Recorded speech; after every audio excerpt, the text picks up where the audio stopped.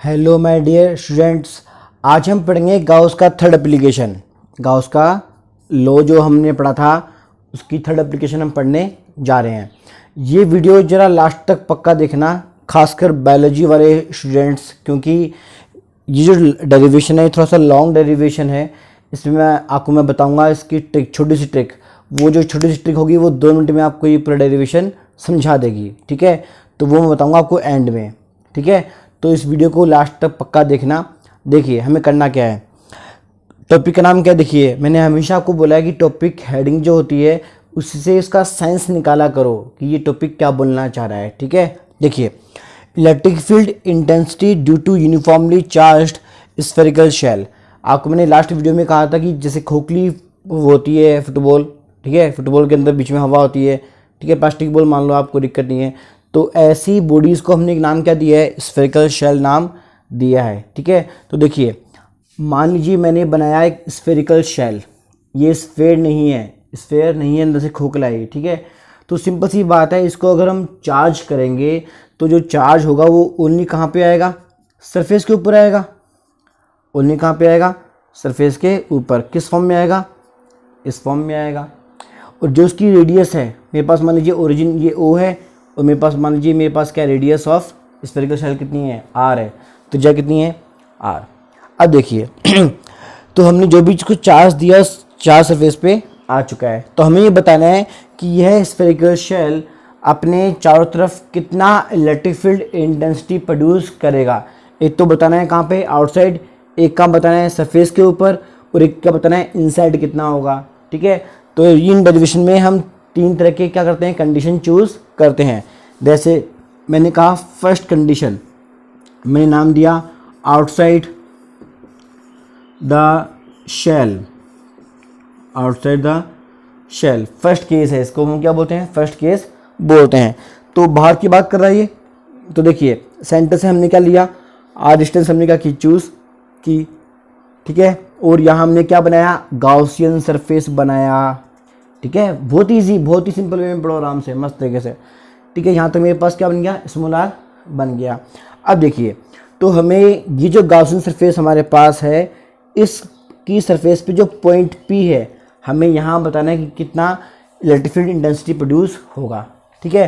तो देखिए यहाँ पे हम लिखते हैं कंडीशन कि इस केस में कंडीशन क्या बन रही है। यहाँ देखिए small R is greater than capital R, ठीक है।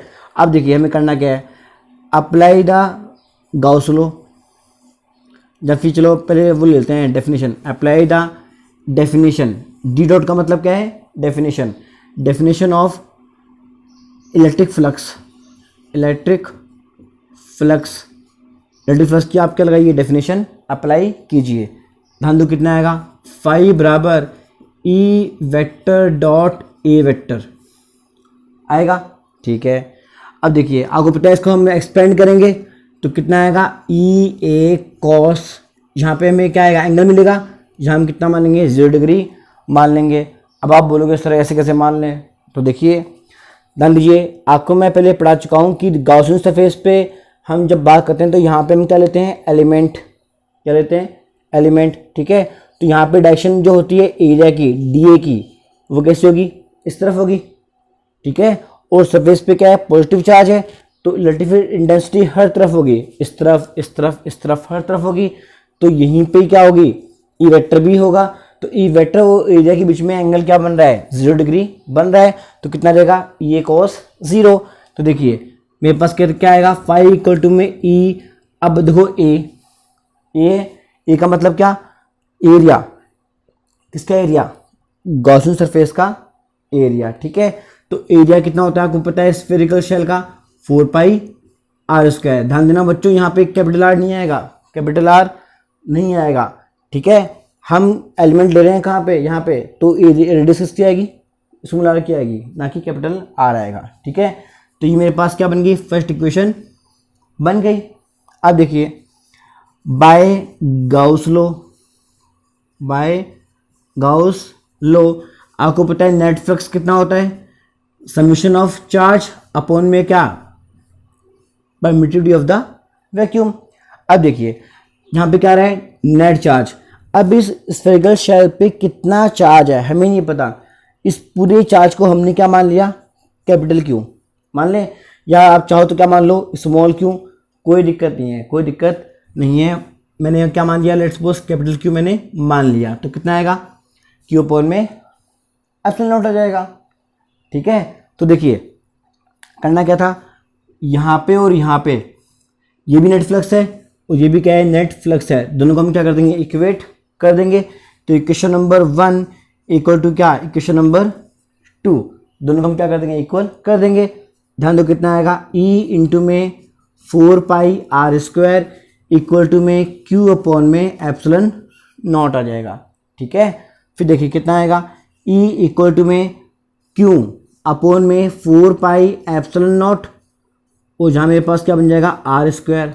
अब देखिए ये आपका क्या आ गया, इलेक्ट्रिक फील्ड इंटेंसिटी आ गया बाहर, मतलब इस पॉइंट पी पर जितना इलेक्ट्रिक फील्ड इंटेंसिटी प्रोड्यूस होगा उसका फॉर्मूला है ये। ठीक है, इसको इजी वे में हम कैसे लिख सकते हैं, बाय कूलम्ब्स लॉ आपको पता है 1/4 पाई एप्सिलॉन नॉट कितना होता है, के, तो कितना आएगा, के क्यू अपॉन में स्मॉल आर स्क्वायर। ठीक है, ये मेरे पास क्या बन जाएगी, इक्वेशन नंबर 3 बन जाएगी। तो वीडियो को पॉज करके इसको आप अभी हाल फिलहाल लिख लीजिए, ये हमारे पास फर्स्ट केस हो चुका है। ठीक है, फिर हम आगे बढ़ रहे हैं केस 2 के लिए। ठीक है, ध्यान दीजिए, केस 2 भी बहुत इजी है।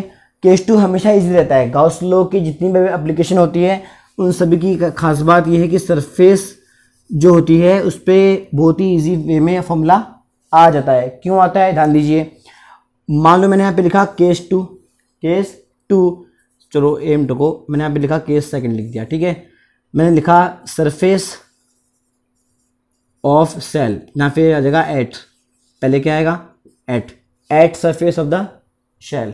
अब देखिए मतलब इसका मतलब क्या हुआ, ये जो गॉसियन सरफेस है वो कहाँ जाएगी, इस स्फीयर शेल पे आ जाएगी। तो इस केस में आर इक्वल टू क्या बन जाएगा, आर बन जाएगा। ठीक है, मतलब नेक्स्ट वाले में ये जो सरफेस है यहाँ से क्या हो जाएगी, हट जाएगी, और गॉसियन सरफेस कहाँ बनेगी, इस बार सरफेस के ऊपर बन जाएगी, इस तरफ बन जाएगी ये। ठीक है, तो देखिए, तो इसके लिए सेकंड केस के लिए हमें इतना लंबा डेरिवेशन करने की कोई रिक्वायरमेंट नहीं होती। हम करते क्या हैं, जो हमारा केस फर्स्ट का जो रिजल्ट आया था, केस फर्स्ट का जो हमारे पास क्या आया था, रिजल्ट आया था, इसी पैटर्न में, इसी फॉर्मूले में हम क्या लिख देते हैं, putting small R equal to capital R, directly putting small R equal to capital R in the equation 3, then we get electric field intensity at surface which is given by this. ठीक है, तो case 2 हमेशा easy रहेगा, इसकी आपको कोई tension नहीं लेनी है। ठीक है, तो अब हम चलते हैं केस 3 की तरफ, जो कि बहुत ही इंपॉर्टेंट है। क्या, केस 3। उससे पहले आपको मैं बताना चाहूँगा बच्चों, खासकर जो बायोलॉजी वाले बच्चे हैं, ध्यान देना, वो रट्टा मारते हैं, मैंने बहुत देखा है, मेरा ये पर्सनल एक्सपीरियंस है टीचिंग का, कि वो समझ तो लेते हैं टॉपिक्स को, पर एग्जाम से पहले क्या करते हैं, रट्टा मारते हैं, घूल के पी जाते हैं उसको। तो ऐसा नहीं करना हमें। दो आपको मैं बता रहा हूँ छोटी सी ट्रिक, अभी सुन लो, आपको दिक्कत नहीं है। गॉस की जो एप्लीकेशन हम जो पढ़ने जा रहे हैं, अभी तो हम पढ़ रहे हैं 4th, अभी तो हम पढ़ रहे हैं 3rd, फिर बाद में कौन सी पढ़ेंगे, 4th और 5th। ठीक है, तो उन सभी में हमें करना क्या होता है, इस लंबे लंबे डेरिवेशंस को 3 स्टेप्स में तोड़ लो। कितनी स्टेप में तोड़ लो, 3 स्टेप्स में तोड़ लो। फर्स्ट जो स्टेप होती है वहाँ पे अप्लाई कर दो definition of electric flux, definition of electric flux आप लगा दो। फिर अप्लाई कर दो क्या, गॉस लॉ, फिर क्या अप्लाई कर दो, गॉस लॉ विथ अप्लाई कर दो क्या, डेंसिटी का फॉर्मूला, डेंसिटी का फॉर्मूला इसी के अंदर, किसमें, गॉस लॉ के अंदर। डेंसिटी का मतलब आपको मैं पहले बता चुका हूं कि लीनियर चार्ज डेंसिटी, याद आया, सरफेस चार्ज डेंसिटी, और ये क्या था, वॉल्यूम चार्ज डेंसिटी। तो वो फॉर्मूला आप इसमें क्या रखते हो, लगा सकते हो। ठीक है, अब देखिए जो केस 3 है हमारा, उसमें हम क्या कर देंगे, नेट फ्लक्स जो हमारे पास आएगा स्टेप फर्स्ट से वो, और जो नेट फ्लक्स किससे आएगा, गॉस लॉ से, दोनों को क्या कर दोगे, इक्वेट कर दोगे। तो ये हमारे पास छोटी सी क्या बन गई, स्टेप्स बन गई। तो 3 स्टेप्स को अप्लाई करो, बाकी आराम से डेरिवेशंस हो जाएंगे। मेरे नेक्स्ट वीडियो के अंदर आपको मैं यही स्टेप्स दोबारा समझाऊंगा। ठीक है, देखिए अभी देखिए आप, मैंने क्या अप्लाई किया, पहले डेफिनेशन ऑफ इलेक्ट्रिक फ्लक्स, इसमें मुझे क्या मिला, नेट फ्लक्स। फिर मैंने क्या अप्लाई किया, गॉस लॉ, ठीक है, इसमें मुझे क्या मिला, फ्लक्स। अब आप सोच रहे हो साहब यहाँ पे आपने लगाया नहीं किसका फॉर्मूला, डेंसिटी का फॉर्मूला, तो चाहो तो इसमें आप लगा सकते हो किसका फॉर्मूला, डेंसिटी का फॉर्मूला। अब सरफेस पे चार्ज है तो हम क्या डिफाइन करेंगे, सरफेस चार्ज डेंसिटी सिग्मा, ठीक है। तो सिग्मा का भी यूज में आप आराम से ले सकते हो, कोई दिक्कत नहीं है, ठीक है। सिग्मा जब आप काम में लोगे तो ध्यान दीजिए कितना आएगा, सिग्मा इक्वल टू क्या बन जाएगा, क्यू बाई एरिया बन जाएगा। तो क्यू को यहाँ से उठाना है इस फॉर्मूले से, और कर देना यहाँ पे, तो यहाँ पे कितना रहेगा, sigma A by epsilon not, यहाँ पे क्या बन जाएगा, sigma A by epsilon not. फिर दोनों को क्या कर देना, इक्वेट कर देना। तो आपका ये फॉर्मूला एक दूसरी फॉर्मेट में क्या हो जाएगा, चेंज हो जाएगा, ठीक है। पर बात यही है, ये भी सही है, और जो आप डेंसिटी फॉर्मूले में लोगे तो वो भी फॉर्मूला क्या है, सही है, ठीक है। तो ये मेरे स्टेप्स आपके बहुत ज़्यादा काम में आएंगे। फिर देखिए थर्ड स्टेप क्या होती है कि इन दोनों स्टेप्स में हमें जो इलेक्ट्रिक फ्लक्स मिला उन्हें क्या कर दो, इक्वल कर दो। तो देखिए मैंने यहाँ पे क्या कर दिया, इक्वल कर दिया, तो बस बात खत्म, हमारे पास क्या गया, इलेक्ट्रिक फील्ड डेंसिटी का फॉर्मूला आ गया। तो ये मेरी बनाई हुई जो ट्रिक है वो आपको बहुत ज़्यादा काम में आएगी, तो रट्टा अब से नहीं मारना है, ठीक है। अभी हम चलते हैं केस थर्ड की तरफ, ठीक है। केस टू में इतना बड़ा डेरिवेशन मत करना, केस टू में दोबारा सुन लो। करना क्या है कि putting R equal to R को करने के बाद जो हमारा रिजल्ट होता है केस फर्स्ट का, उसमें हम डायरेक्टली पुटअप करते हैं आर इक्वल टू आर, तो हमारे पास आंसर आ जाता है। तो we don't require long drive. हाँ, आगे देखिए केस थर्ड, बहुत ही इंपॉर्टेंट, बहुत ही इंपॉर्टेंट है। देखिए कैसे, यहां मैंने लिया केस थर्ड, ठीक है, और मैंने यहां पे लिखा इनसाइड द शेल, इसको मैं कर रहा हूं क्लोज, ठीक है। और इनसाइड का मतलब क्या हो जाएगा, ध्यान दीजिए कि जैसे मान लीजिए मेरे पास ये सरफेस थी, पॉजिटिव पॉजिटिव और पॉजिटिव पॉजिटिव, ठीक है। अब ये बात कर रहा है इनसाइड की, तो इनसाइड में मैं क्या करूंगा, अंदर एक क्या लूंगा, गॉसियन सरफेस ले लूंगा, क्योंकि हम क्या पढ़ रहे हैं, गॉस की लॉ की एप्लीकेशन पढ़ रहे हैं। तो यहाँ से मेरे पास क्या बन जाएगा, स्मॉल आर बन जाएगा। अब देखिए तो इसमें भी देखो इजी मेथड क्यों है, ध्यान दीजिए कि जो स्मॉल आर है उसकी रेंज में इस सरफेस के अंदर कोई भी चार्ज प्रेजेंट नहीं है, ठीक है। यहाँ ऑल ओवर जो चार्ज है वो नहीं सरफेस के ऊपर है। तो होता क्या है, इस केस थर्ड के अंदर हम जब गॉस लॉ अप्लाई करते हैं, क्या अप्लाई करते हैं, गॉस लॉ, तो हमारे पास चार्ज का अमाउंट कितना आता है, जीरो आ जाता है। कितना आता है, जीरो। भाई net charge enclosed by the Gaussian surface कितना आ जाएगा, जीरो आएगा। तो जीरो से आंसर कितना रहेगा, नेट फोर्स कितना रहेगा, जीरो रहेगा। तो सिंपल सी बात है, इक्वेशन नंबर 1 और 2 को हम जब इक्वेट करेंगे तो हमारे पास नेट EFI भी कितना आएगा, जीरो आएगा। क्यों आएगा, ध्यान दीजिए कि जब यहाँ पे आप जीरो पुटअप करोगे तो आपको पता है 4πr² तो जीरो हो नहीं सकता, तो E कितना होगा, जीरो होगा। तो इक्वल टू कितना आ जाएगा, जीरो आ जाएगा। इसका मतलब क्या है, किसी भी स्फेरिकल शेल के अंदर नेट EFI हमेशा कितना होता है, जीरो होता है। EFI का मतलब इलेक्ट्रिक फील्ड इंटेंसिटी, ठीक है। अब लास्ट में आता है बच्चों इसका ग्राफ आता है, जो कि बहुत ही आसान है। देखिए कैसे हम ड्रॉ करते हैं ग्राफ को। ग्राफ ड्रॉ करना एग्जाम में बहुत जरूरी है, बोर्ड एग्जाम के लिए। ग्राफ का अलग से मतलब मान लो मार्क्स का एक पार्टीशन होता है, ठीक है। तो ग्राफ आपको प्लॉट करना ज़रूरी है, ठीक है। अभी मैं आपको लिख के दे रहा हूँ समरी चार्ट, ठीक है, उसकी वजह से ग्राफ बनेगा। देखिए हमारे पास तीनों केसों में जो हमारे पास वैल्यूज आई किसकी, ई की, वो क्या थी, ध्यान दीजिए। ई आउटसाइड कितना आया था हमारे पास, के क्यू अपन में क्या, आर का स्क्वायर। ई सरफेस कितना आया था, के क्यू अपन में कितना, कैपिटल आर का स्क्वायर। ई इनसाइड आपको पता है कितना आया था, जीरो आया था, क्योंकि अंदर चार्ज था ही नहीं। तो देखिए इन तीनों ही फॉर्मूलों को यूज करके आपको करना ये होता है कि हमें जब ग्राफ ड्रॉ करना होता है तो यहाँ पे हम लेते हैं कैपिटल ई, और यहाँ पे हम क्या लेते हैं, स्मॉल आर लेते हैं, ठीक है। और यहाँ हमारे पास क्या रहता है, ओरिजिन आ जाता है। तो देखिए यहाँ ठंडे दिमाग से एकदम कूल माइंड से पहले क्या ड्रॉ कर दोगे, एक स्फेरिकल शेल ड्रॉ कर दोगे। आपको पता है यहाँ से यहाँ तक की जो डिस्टेंस है ये पूरी, ये क्या होगी, इक्वल टू द रेडियस। तो कितना आएगा, आर इक्वल टू आर। अब इस पॉइंट से पहले आर लेस देन होगा किससे, आर से, और इस पॉइंट के बाद क्या होगा, आर ग्रेटर देन किससे, आर से। तो बस इन तीनों को लिखने के बाद आपके लिए बहुत ही इजी हो जाएगा क्या ड्रॉ करना, ग्राफ ड्रॉ करना। कैसे, ध्यान दीजिए। पहले बात करते हैं चलो इनसाइड की। इनसाइड कितना आ रहा है, 0। कब, जब r लेस देन क्या था, r था। अभी थोड़ी देर पहले अपने को मैंने कहा था। तो देखिए, तो यहाँ से यहाँ तक का जो रेंज है कितना है, लेस देन है, तो ये पूरा कितना हो जाएगा, 0। तो यहाँ पे e कितना दोगे, 0। फिर देखिए ई सरफेस, सरफेस का मतलब क्या है, ये। तो इस पॉइंट पे हमारे पास वैल्यू कितनी आ रही है, के क्यू बाई आर स्क्वायर। मतलब यहाँ आपको ड्रॉ करनी पड़ेगी स्ट्रेट लाइन, स्ट्रेट लाइन जो कहाँ तक जाएगी, यहाँ तक जाएगी। और इस पॉइंट पे जो ई की जो वैल्यू है वो कितनी आ जाएगी, के क्यू अपॉन में आर स्क्वायर। तो मैथमेटिक्स के मुताबिक आपको पता है कितना आएगा, 0 के क्यू बाई आर स्क्वायर। क्योंकि यहाँ पे एक्स की वैल्यू कितनी होती है, 0 होती है, ये वाई एक्सिस है इसलिए। ठीक है, अब देखिए तो आर्गुमेंट आर पे कितना आ जाएगा, इतना आ जाएगा। अब देखिए ये केस कौन सा था, R greater than R, first case. तो ई क्या है, आर के कहाँ जाएगा, इनवर्स प्रोपोर्शनल का बन रहा है। मतलब आर को हम बढ़ाएंगे तो ई भी क्या होगा, कम होगा। तो मतलब इस पॉइंट के बाद हम जब आर में इंक्रीमेंट करेंगे तो धीरे धीरे ई एफ आई क्या होगा, रिड्यूस होगा, कम होगा। तो किस तरीके से कम होगा, कुछ ऐसा कम होगा। तो क्या बन जाएगा, ई प्रोपोर्शनल 1/r का स्क्वायर।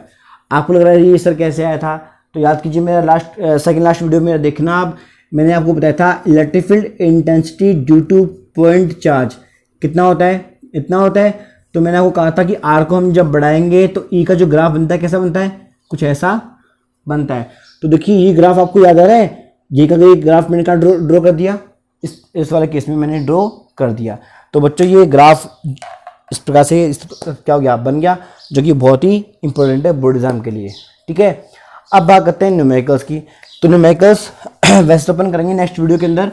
अभी आपका करना क्या है, आपको बुक्स लोगे तो बुक में आपको जो न्यूमेरिकल मिलेंगे या फिर आपके पास जो भी एग्ज़ाम होते हैं आपके नीट के इनके, तो देखो इनमें बहुत ही ईजी क्वेश्चंस बनते हैं अगर इस टॉपिक पे आता है तो। जैसे वो क्या करता है, आपको न्यूमेरिकल में क्या दे देगा, एक शेल दे देगा, एक शेल दे देगा जिसकी रेडियस दे देगा, आपको रेडियस दे देगा कि आपके पास एक यूनिफॉर्मली चार्ज्ड है स्फेरिकल शेल जिसकी रेडियस मान लीजिए कितनी है, 3 सेंटीमीटर है। ठीक है, क्या है, 3 सेंटीमीटर है। और जो चार्ज उस पर प्रेजेंट है वो भी आपको दे देगा कि मान लीजिए उसने कितना दे दिया आपको, 3 माइक्रोकूलम चार्ज। मतलब किसी स्फेरिकल शेल पे जितना चार्ज है उसका अमाउंट कितना है, इतना है।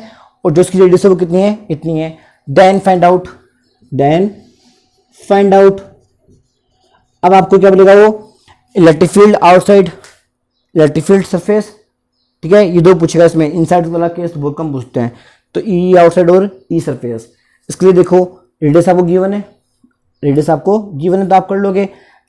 आउटसाइड के लिए आपको आर की वैल्यू देगा, वो आर की वैल्यू देगा कि भाई निकालिए E F I at distance R, at distance 6 centimetre, 6 centimetre. तो देखिए रेडियस कितनी है, 3 है, और हमें डिस्टेंस कितनी दे रखी है, 6 दे रखी है। तो 6 बड़ा है किससे, 3 से।